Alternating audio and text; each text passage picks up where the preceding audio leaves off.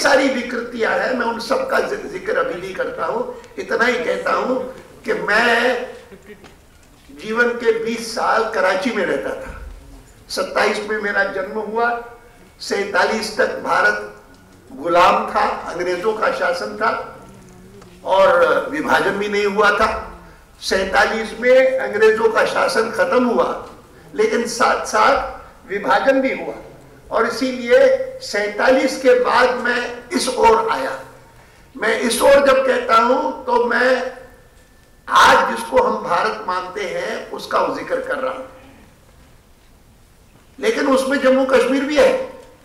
अगर कोई सियालकोट में, मैं तो कराची में रहता था, सियालकोट में रहने वाले लोग, उनके लिए सबसे निकट कोई हिस्सा था तो जम्मू था। सियालकोट से जम्मू बहुत निकट है और बहुत सारे लोग उधर गए और वो जो गए आज तक भी वे भारत के नागरिक नहीं बन सके। भारत के नागरिक बने, लेकिन उनको जम्मू कश्मीर की विधानसभा के लिए वोट देने का अधिकार नहीं। जम्मू कश्मीर की किसी टेक्निकल इंस्टीट्यूट में, इंजीनियरिंग इंस्टीट्यूट में उनके बच्चों को प्रवेश नहीं मिलता।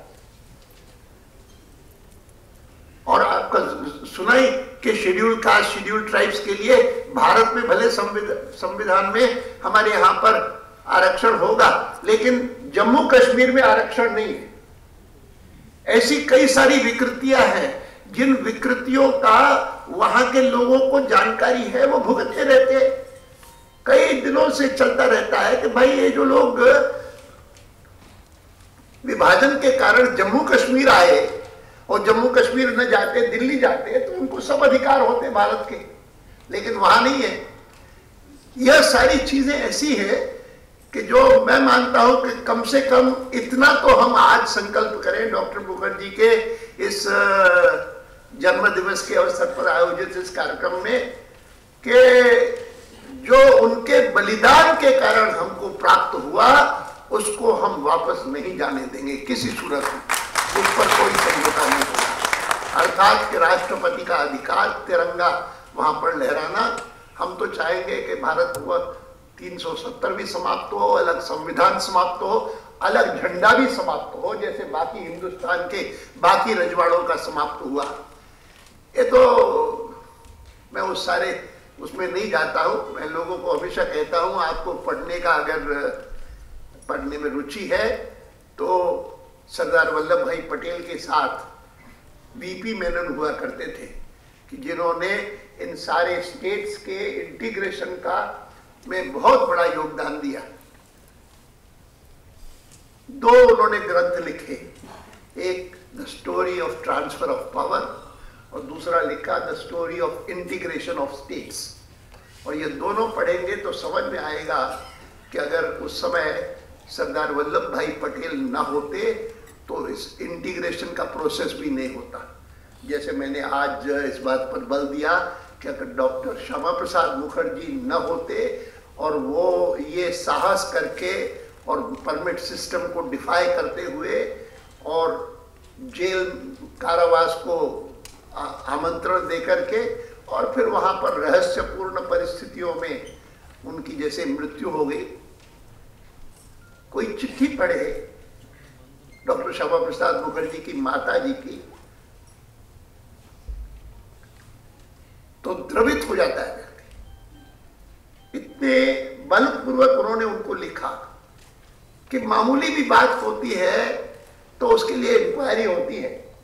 और यहां पर इतना बड़ा देशभक्त उनकी इस प्रकार से मृत्यु हो गई जिसके बारे में वो बीमार हो गए, उनको हॉस्पिटल ले जाया गया। हॉस्पिटल जहां पर उनको बंदी बनाया था उससे 10 किलोमीटर दूर था, वहां ले जाया गया। और हमको खबर सारी मिली तब जबकि उनका देहांत हो गया। पहली जो मुझे खबर मिली वो उनकी बीमारी की नहीं मिली, लेकिन इस बात की मिली कि अब डॉक्टर श्यामा प्रसाद मुखर्जी अब रहे नहीं। ये मुझे पहली सूचना मिली। आज तरुण ने मुझे बताया कि उनकी ग्रैंड डॉटर का सम्मान किया जाएगा, आप आइए। मैंने कहा जरूर आऊंगा। ये तो मुझे बाद में पता लगा कि मैं वर्षों से उनके भाई को जानता हूँ। वो यहाँ पर गुड़गांव में थे, तब मुझे मिला करते थे रेगुलरली। बाद में आजकल वो उनका परिवार वे स्टेट्स में है, अमेरिका में है, और अमेरिका में मैं गया था तब भी वो मिलने आए थे पूरे परिवार के साथ लगातार। अनूप बैनर्जी उनका नाम है, वे ग्रैंडसन है डॉक्टर श्यामा प्रसाद मुखर्जी के, उनसे परिचय हुआ। और आपसे छोटे हैं, छोटे भाई हैं मंजू जी से। और मैंने कहा था कि मुझे बहुत खुशी है कि आज के इस कार्यक्रम का आयोजन करके डॉक्टर श्यामा प्रसाद मुखर्जी फाउंडेशन ने बहुत श्रेष्ठ कार्य किया है और मुझे बुलाया है। इसके लिए मैं बहुत बहुत आभारी हूँ।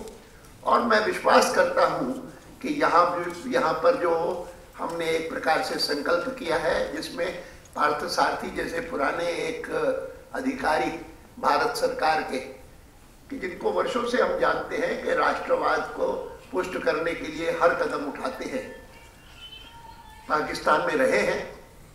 2-3 दिन पहले मेरे पास उनके फॉरेन सेक्रेटरी आए थे, तो उनसे भी कुछ बातें खुल करके करने का मौका मिला मुझे।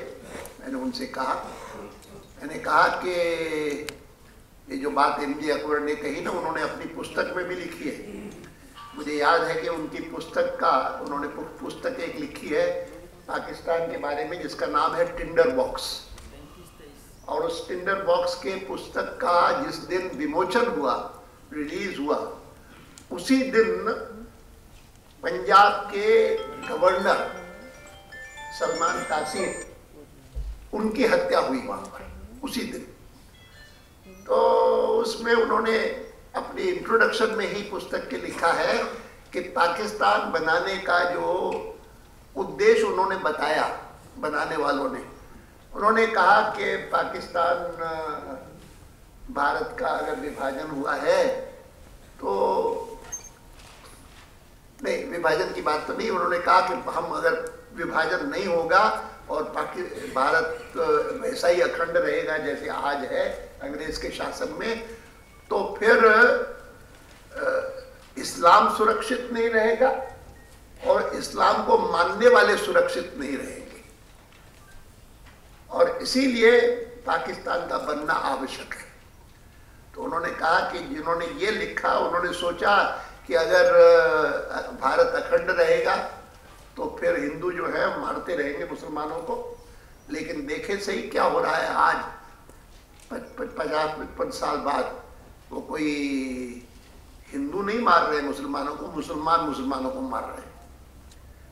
और उन्होंने फिर उस दिन अपना छोटा सा भाषण किया अकबर ने, मुझे याद है, वो अपनी पुस्तक के विमोचन के दिन उसमें कहा कि आज जो घटना हुई है पाकिस्तान में, कि जहां वहां पर सबसे बड़ा जो प्रदेश है पंजाब, उसका राज्यपाल अपने सिक्योरिटी डिटेल के द्वारा मारा गया है। और मारा ही नहीं गया है तो उनके जो मृत्यु के बाद के जो क्रियाकर्म होते हैं उनको करने के लिए भी कोई तैयार नहीं, ऐसी जो स्थिति पैदा हुई है। तो उन्होंने कहा कि अगर सलमान तासीर अगर यहाँ पर होते हिंदुस्तान में तो वो मारे नहीं जाते। और मैं मानता हूँ कि ये सारे तथ्य ऐसे हैं कि जिन तथ्यों को उजागर करने में डॉक्टर श्यामा प्रसाद मुखर्जी ने कानपुर के पहले अधिवेशन में ही हमको एक प्रकार से जागृत किया, और उसके तुरंत बाद स्वयं जाकर के उन्होंने अपना बलिदान दिया। कलकत्ते का एक फोटो आज यहाँ पर दिया है हमने परिवार को, कि जिसमें श्रीनगर जाने से पहले जो उनकी आखिरी वहाँ पर सभा थी उसका फोटो है। मैं भी स्वयं कभी भूल नहीं पाता हूँ कि उस बार श्रीनगर जाने से पहले, पठानकोट की उस पुल को पार करने से पहले देश भर का उन्होंने भ्रमण किया। और उनके उस यात्रा में, ट्रेन की यात्रा थी, उन दिनों में लोग हवाई जहाज में ऐसे नहीं घूमते थे जैसे आजकल हम घूमते हैं। तो वो वाजपेयी जी उनके साथ साथ गए थे पूरे प्रवास में। उन दिनों में मैं राजस्थान में था और मुझे आखिरी दर्शन उनके जो हुए थे, दोनों को साथ साथ मैं मिला था जाकर के वो कोटा के रेलवे स्टेशन पर मैं मिला था, तब डॉक्टर मुखर्जी को, श्यामा प्रसाद मुखर्जी को और वाजपेयी जी को देखा था। ये कभी कल्पना उस समय नहीं थी कि ये डॉक्टर मुखर्जी के अंतिम बार मैं दर्शन करूंगा। उसके बाद तो वो लौटे ही नहीं वहाँ से। लेकिन हम लोग उन्हें स्मरण करें, उनके मार्ग पर चलने का संकल्प करें, और साथ साथ जो बात मैं पहले भी कह चुका हूँ उसको फिर से हम मन में दोहराएं कि किसी सूरत में उनके बलिदान से जो इंटीग्रेशन हुआ, उस इंटीग्रेशन को वापस हम उन्हें नहीं देंगे। बहुत बहुत धन्यवाद।